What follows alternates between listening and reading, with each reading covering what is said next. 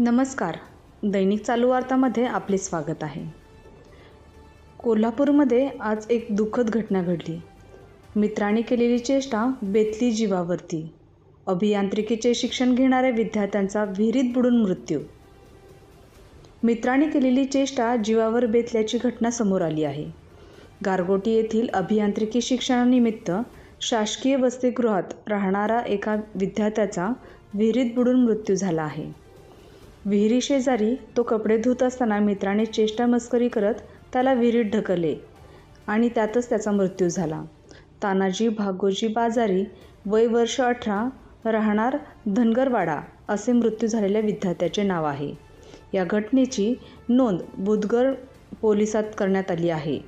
या प्रकरणी तानाजीचे चुलते सोनबा बिरू बाजारी यांनी फिर्याद दिली आहे.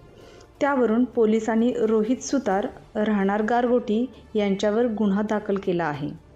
पोलिसात दिलेल्या फिर्यादीनुसार institute of civil and rural engineering मध्ये विद्युत अभियांत्रिकी विभागात द्वितीय वर्षात शिकत होता.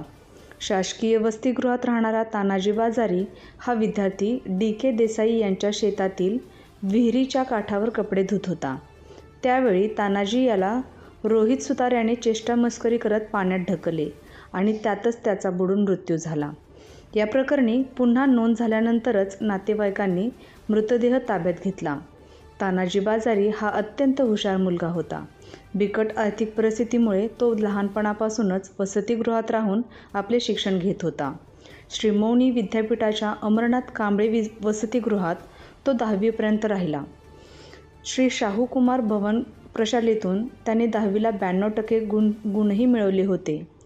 गेल्याच महिन्यात झालेल्या पॉलिटेक्निक्सच्या 3ऱ्या सेमिस्टरला त्याने 90% गुण मिळवले होते. त्याच्या पश्चात त्याची आई, वडील आणि 4 बहिणी असा परिवार आहे.